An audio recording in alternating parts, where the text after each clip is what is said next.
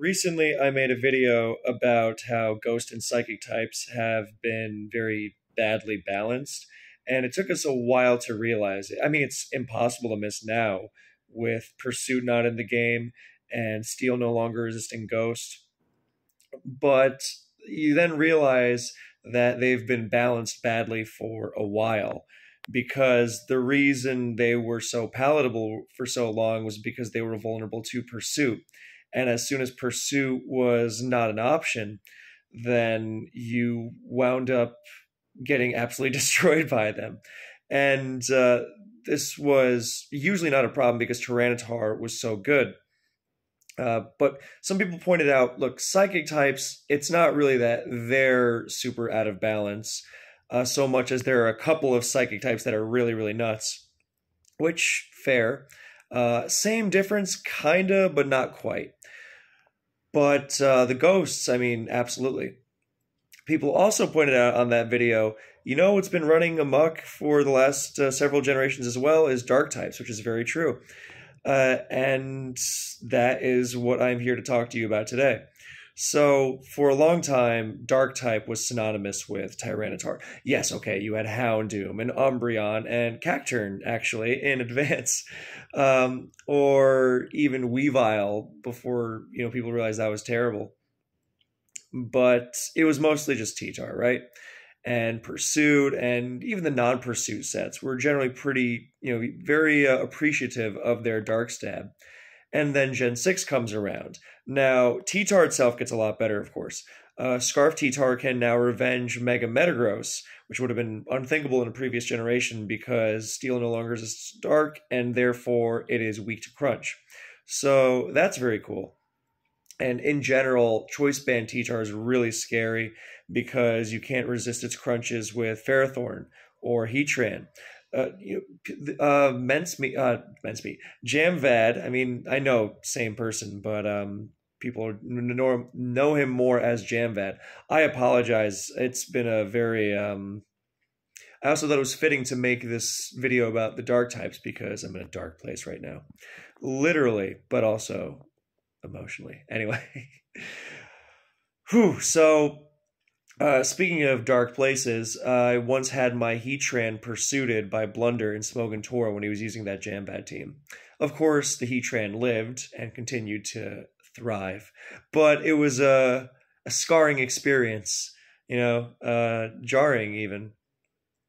And so you had that kind of thing going for T-Tar, of course. So T-Tar, took a hit in that gen because sand is no longer permanent, sure, but now you have much more spammability in terms of crunch. It's better for Mega T-Tar too. But with the nerf of Steel so that it no longer is as dark, suddenly you have a lot more dark types used than just T-Tar. I guess I forgot to mention Hydreigon as an alternate dark type in Gen 5. And it is definitely a decent Pokemon, but it is flawed.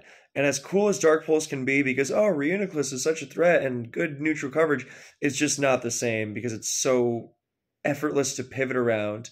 Or not effortless because Hydreigon can theoretically threaten everything, but it's not the kind of spammability you want on such a Pokemon, especially when it has the most spammable stab in the game in Dragon. But when Steel no longer is as dark in Gen 6, suddenly you have all sorts of crazy stuff running around. And yes, the knockoff buff is a big part of this. It's why Bisharp is so nuts. It's why Weavile is absolutely ferocious. But it's not just about the knockoff spam. I mean, we mentioned Hydreigon, but before Hydreigon, people were spamming Hoopa Unbound. Now, I personally don't think Hoopa Unbound is broken in Gen 6. I wanted it retested for a while. That died out. No one else really had interest. I made a video about why I don't think it'd be broken. But yeah, you see how Hoopa Unbound was spamming Specs Dark Pulse. And then when Hoopa was banned, Hydreigon replaced it. And it wasn't just inferior Hoopa. It is amazing in its own right. Crawdaunt, genuine OU threat. Because of, yes, adaptability, Aqua Jet, it's great. But, that knockoff is absolutely monstrous. And I mean, you also saw, knockoff being used by other Pokemon, but like Mega Mawile was absolutely vicious with it. And Sucker Punch, even on Mega Mawile, while we're on that subject, was also particularly nasty because previously Sucker Punch, yes, great move, but it was also kind of a cinch to resist because, steals are absolutely everywhere. And steals continue to be everywhere because not just dragons, but fairy types, and they also resist everything on Earth. But turns out, I don't think they thought the dragon. Well, okay, no, I take it back. They definitely thought the dark type thing through a little bit more because it's resisted by fairy as well, and fairy types are very good. Okay, but I don't know if they. I get the idea, but it actually winds up being a little more destructive because ghosts are now, especially in the modern era without pursuit, the ghosts are a lot scarier to deal with without pursuit because they're not balanced. And what do you? I'm really beginning to realize recently just how much Pokemon tends to be a game of broken checking broken, because so many of the top tier elements of the game could be argued to be broken in their own right. Very legitimate cases made for it, and yet. And you could say, oh, well, what about Ubers? Ubers generally winds up being pretty balanced, and that winds up running, nothing but broken Pokemon. I don't know. I don't have a definitive answer for this one. But I do know that I really dislike the knockoff spam in particular. I mean, you could say that was the thing that pushed it over the edge. Would Dark be nearly as unbearable if it was just, Dark Pulses and Sucker Punches and Crunches? Probably not. It probably is a big thing to do with knockoff. And I have another video planned about how knockoff might be busted, not even just in Gen 6 and up, but even beforehand. But yeah, I don't know. I think I really like spamming Specs Dark Pulse with Hydreigon. It's one of my favorite pastimes in Oris. But at the same time, it always feels like the idea behind Specs Hydreigon in Oris, and I might be totally just losing it right now, and so feel free to tell me if I'm just speaking complete nonsense. But it feels a little wrong to me that with Hydreigon, and I realize this is also partially its power, but very little stands in the way of its Dark Pulses. Fighting, yeah, okay, fighting resists it, and fairy resists it, and opposing dark types resist it, but then you get into the whole dark type spam thing. But yeah, let's just say fighting types and fairy types for the most part. The fighting types are generally not offensive Pokemon. You don't want to be switching it. I mean, like Keldeo is used as a Bisharp/Weavile check, but you don't want to be switching Keldeo into those moves. That's a lack of better options thing for sure. You don't want to lose your Specs or whatever other item you're running on Keldeo. Used to be if you were running Scarf Keldeo, you would have to run another check to those things because you can't actually switch in a knockoff because then you lose your Scarf. So, not that Scarf Keldeo is actually very good, but it's just an example. And I mean, not that losing your Specs is actually much better, honestly, or, whatever item, if you're running a Lefty's Keld.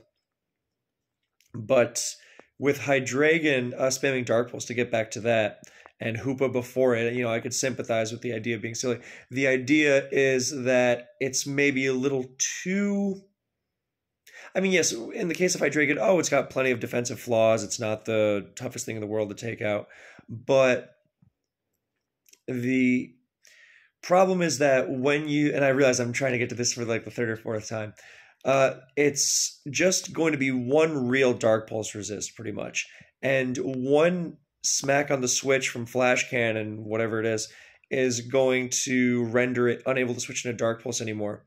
And this is where I come back to the checking broken thing, by the way, because individually you could say, oh, well, Hydreigon, for example, is not going to be busted on its own. Yeah, makes a good prediction, gets rewarded for it. Okay, yeah, it might be a little too easy, but hey, that's the power level. Also, Hydreigon's not that easy to get on the field. And then you realize, well, you know how many switch moves we have in the game? You know how many amazing switch move users we have? And I keep thinking about the idea of, previously if you had a big wall breaker, you kind of had to work to get it in. I promise I don't mean that in a back in my day kind of thing. Like Gen 3 OU has BP as a near mandatory move on Baton Pass, for those who don't know. Baton Pass is a near mandatory move on Zapdos simply because it functions like U-turn. You're not even passing stats or even a substitute.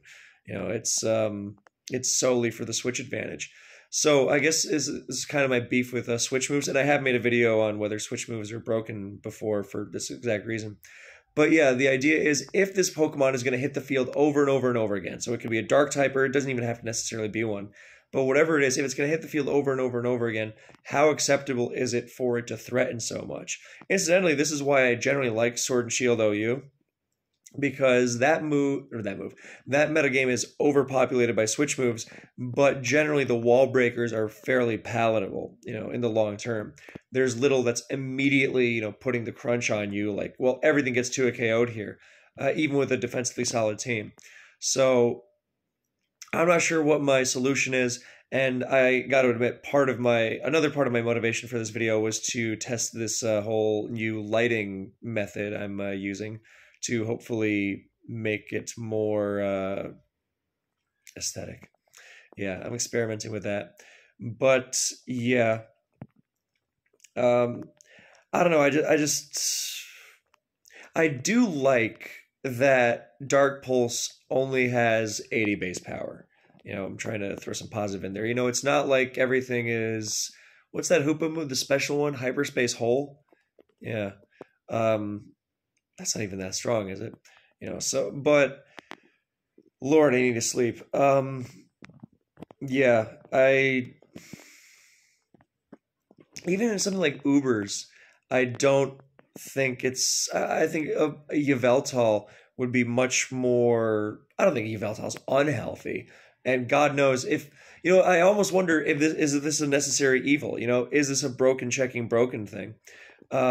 Because as we've established before, ghosts are pretty out of control, and you don't want dark types to be less capable. Not against them, because one-on-one their dynamic doesn't really change very much, but more in terms of against the metagame at large. You want them to be better. You don't want to be running this junk that technically staves off ghost types and does nothing else.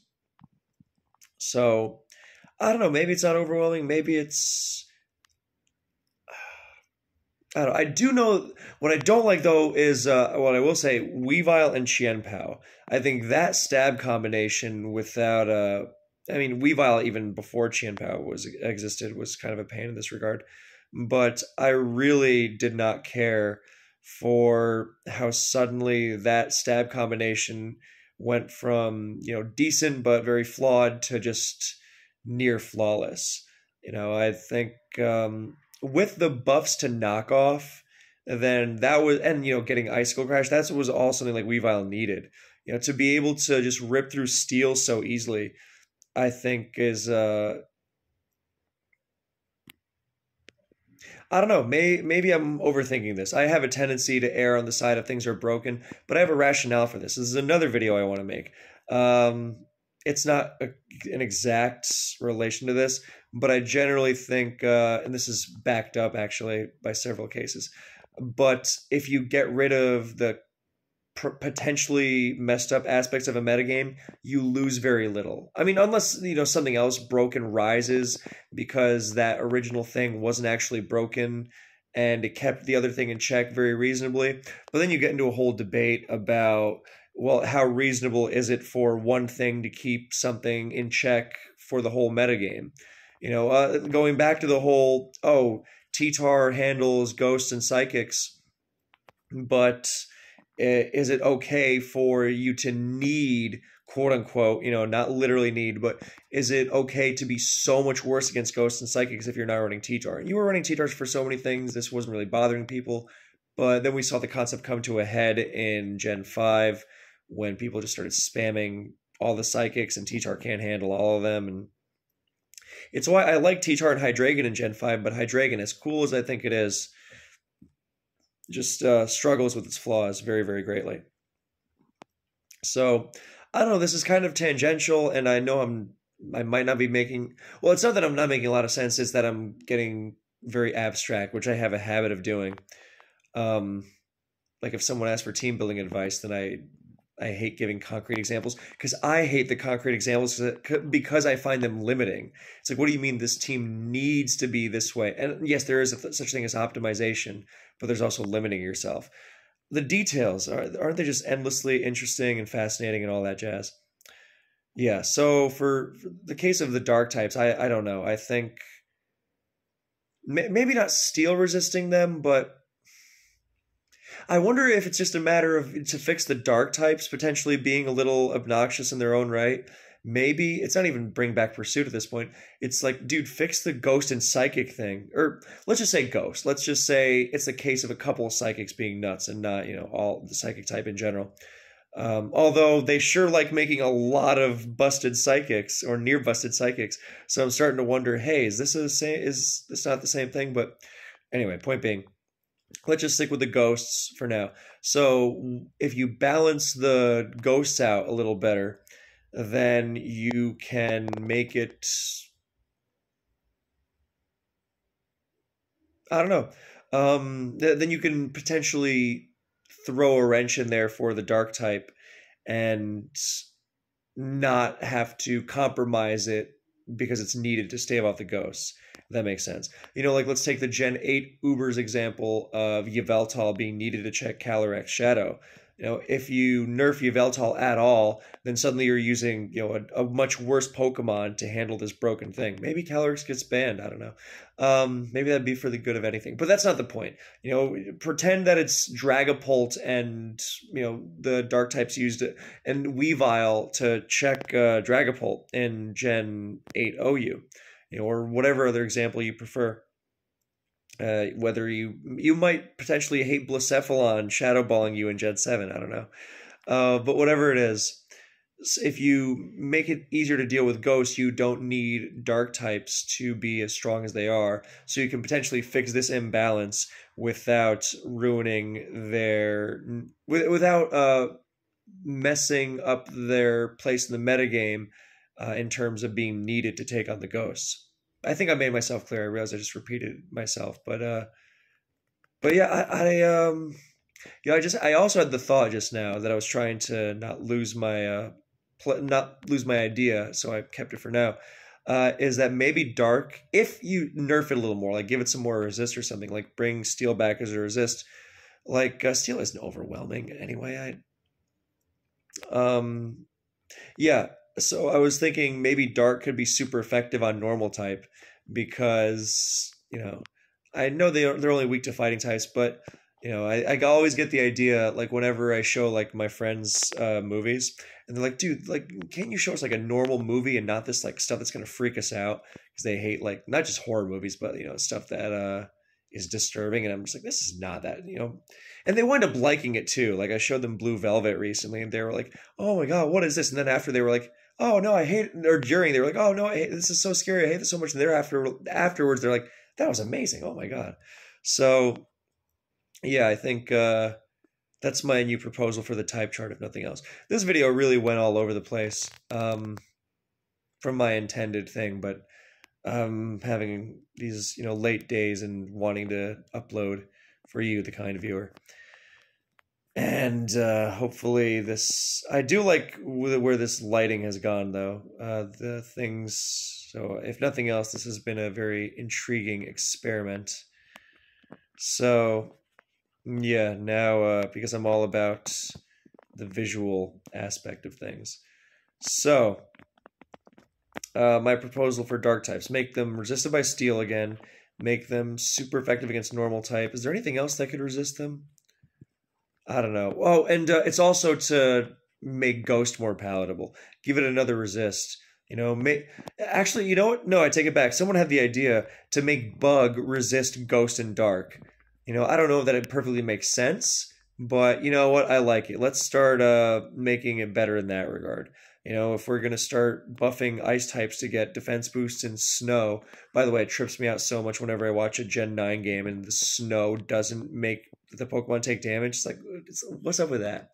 Anyway, so yeah, give Bug some defensive use. Then we can drop Arceus Bug into OU and just have a grand old time. So that's basically everything I wanted to say, I believe. Yeah. Let me know your thoughts on dark type balance, ghost type balance, the psychic aspect of it all.